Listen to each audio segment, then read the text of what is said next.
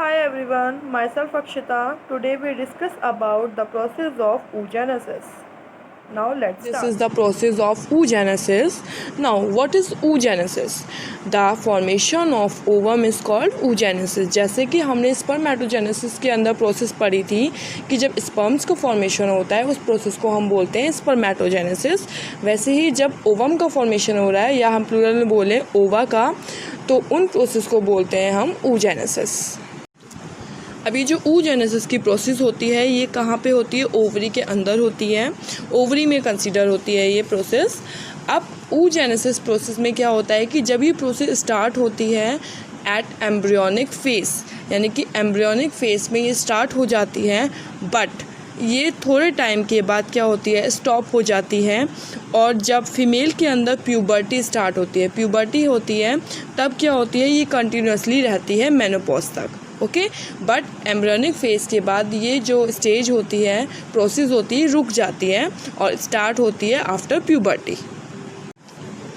अब सबसे पहले क्या होता है कि जो ओवरी की जर्मिनल एपिथेलियम सेल्स हैं, ओके, वहाँ से ओवम डिराइव्ड होता है। मेन मतलब यहाँ पे फोकस क्या है? जर्मिनल एपिथेलियम, वही रिस्पॉन्सिबल है ओवम के लिए। ठीक है, क्यों? क्योंकि ये सेल्स कौन सी सेल्स हैं? ये वाली सेल्स हैं प्रीमोर्डियल सेल्स।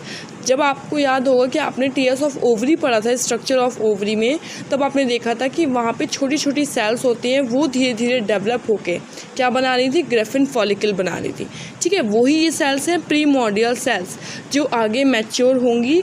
और ये सेल्स कौन सी होती हैं? डिप्लॉइड सेल्स होती हैं। अब क्या होता है कि यही ओवरी में जो जर्मिनल एपिथेलियम सेल्स होती हैं, यही सेल्स आगे बढ़ के क्या बनाती हैं? सेल्स बनाती हैं, जिनको हम बोलते हैं oogonia, या आप बोल सकते हो egg mother cells, by the process of mitosis. ठीक है, तो जो जर्म सेल से oogoनियम बने हैं, उस स्टेज या उस फेज को हम क्या बोलते हैं? Multiplication phase. क्योंकि यहाँ पे क्या हुआ है? मल्टीप्लाई हुई हैं सेल्स, जर्म सेल्स मल्टीप्लाई होके क्या बनाया है? oogoनियम बनाया है। ठीक है, तो ये कौन सी फेज़ के अंदर कंसीडर होगा? मल्टीप्लिकेशन फेज़ के अंदर कंसीडर होगा। जैसे 3 फेसेस हमने स्पर्मेटोजेनेसिस में पढ़ी थी, वही 3 फेसेस यहाँ पे है, multiplication, growth and maturation. Okay, तो अभी तक हमने क्या पढ़ी? मल्टीप्लिकेशन फेज़ पढ़ी है। अभी ध्यान रखना उस चीज़ को कि एम्ब्रायनिक फेज़ तक चलती है ये प्रोसेस, उसके बाद वो स्टॉप हो जाती है, एंड देन प्यूबर्टी जब स्टेज आती है तब वो स्टार्ट होती है। ओके, अब ये oogoनियम जो सेल बन गई हैं, यानी कि आप इसको बोल सकते हो एग मदर सेल्स, या आप बोल सकते हो oogoनियम।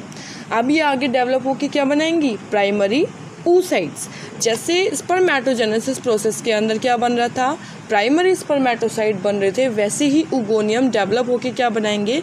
प्राइमरी oocytes बनाएंगे। ओके, बट अब ध्यान रखोगे आप कि यहाँ पे फीटल लाइफ तक स्टेज रुक गई है। अब जब प्यूबर्टी स्टेज आई है, तब क्या होती है? प्राइमरी oocyte डिवाइड होगी, यानी कि प्राइमरी oocyte डिप्लोटेन स्टेज में आके रुक जाता है। ओके, जब प्यूबर्टी लेवल आ जाता है तो वहीं से वो प्रोसेस स्टार्ट हो जाती है। अब ये जो प्राइमरी oocyte है, ठीक है, इसमें क्या होगा? First meiotic division. अभी तक क्या हुआ था? फर्स्ट में मल्टीप्लिकेशन फेज हुई थी, तब क्या हुआ था? माइटोटिक हुआ था, माइटोटिक डिवीज़न हुआ था।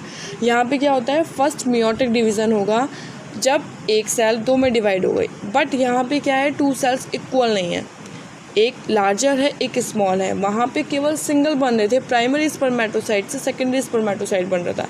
यहाँ थोड़ा सा डिफरेंस है। क्यों? क्योंकि यहाँ प्राइमरी oocyte से क्या बन रहा है? एक सेकेंडरी oocyte बनेगा और दूसरा क्या बनेगा? हमारा फर्स्ट पोलर बॉडी। अब आपको डायग्राम में शो हो रहा होगा कि एक तरफ तो मैंने स्टेजेस बनाई हैं कि प्राइमरी oocyte से सेकेंडरी oocyte बन रहा है, एंड देन वहाँ से प्रोसेस हो रही है। ओके, और एक तरफ आप देख रहे होंगे कि फॉलिकल की स्टेजेस भी चल रही हैं। क्यों? क्योंकि जो प्राइमरी oocyte बना है वो आगे वर्क भी तो करेगा, यानी कि आगे भी तो डेवलप होगा। ठीक है ना, तो प्राइमरी oocyte से जब आगे एग बनेगा तो उसे भी तो न्यूट्रिशन चाहिए, उसे भी डेवलप होने के लिए फूड चाहिए। जैसे एनर्जी की नीड होती है हमें, वैसे ही प्राइमरी oocyte को क्या है? एग बनाने के लिए क्या चाहिए? न्यूट्रिशन चाहिए। तो न्यूट्रिशन देने का काम कौन करते हैं? ये फॉलिकल करते हैं। ठीक है, ये साइड में आपको दिख रहा होगा फॉलिकल का एक मैंने स्टेजेस दिखा रखी हैं कि वहाँ पे फॉलिकल जो है यही उसको न्यूट्रिशन प्रोवाइड करते हैं, जिसकी वजह से प्राइमरी oocyte से नेक्स्ट सेल बनती है। और ये जो हमारी पोलर बॉडी बनी है ये तो डीजनरेट हो जाती है। मेन वर्क क्या रहता है हमारा सेकेंडरी oocyte का रहता है, ठीक है। जैसे जैसे ये मैच्योर होता चला जाता है वैसे वैसे ये फॉलिकल भी मैच्योर होते चले जाते हैं। आपने पढ़ा भी था उस टीएस ऑफ ओवरी में कि वहाँ पे क्या हो रहा था कि धीरे धीरे डेवलपमेंट होने के बाद ग्रिफिन फॉलिकल बन रही थी। वैसे ही यहाँ पे जब फॉलिकल मैच्योर हो जाता है तो वो किस में चेंज होता है, ग्रिफिन फॉलिकल में डेवलपमेंट हो जाता है उसका, ठीक है। और यहाँ पे भी इधर भी चलता रहता है। प्राइमरी oocytes किस में चेंज हो जाएगी, सेकेंडरी oocytes में, ठीक है। अब ओव्यूलेशन के बाद वहाँ पे भी आपने पढ़ा था कि ओव्यूलेशन के बाद जो सेल रिलीज़ होती है वो क्या होती है, वो सेकेंडरी oocyte होती है। ध्यान रखेंगे इस चीज़ को, क्योंकि ओव्यूलेशन वहाँ पे भी हमने ये चीज़ पढ़ी थी टीएस ऑफ ओवरी में भी कि ओव्यूलेशन के बाद जो सेल रिलीज़ हो रहा है वो सेकेंडरी oocyte है। और पोलर बॉडी जो हमारी बनी है वो तो डीजनरेट हो ही गई। अब क्या हुआ, ओव्यूलेशन की प्रोसेस हो गई, ठीक है। ओव्यूलेशन प्रोसेस जब आती है तो अब क्या होगा, मैच्योरेशन होगा। मैच्योरेशन फेज़ है ना लास्ट फेज़ हमारी, तो इसमें क्या होगा कि ओव्यूलेशन के बाद जब सेकेंडरी oocyte रिलीज़ हुआ तो वो मैच्योर हो जाएगा और क्या डेवलपमेंट हो जाएगा उसका, मैच्योर ओवम में उसका डेवलपमेंट हो जाएगा।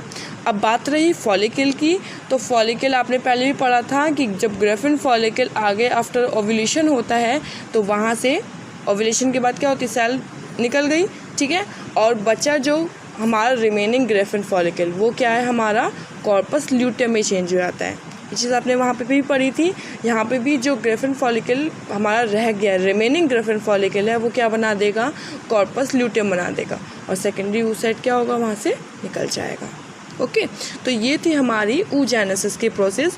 बस यहाँ पे डिफ्रेंशिएशन थोड़ा ये है कि यहाँ पे फर्स्ट पोलर बॉडी बनती है, लेकिन वो क्या होती है, धीरे धीरे डीजनरेट हो जाती है।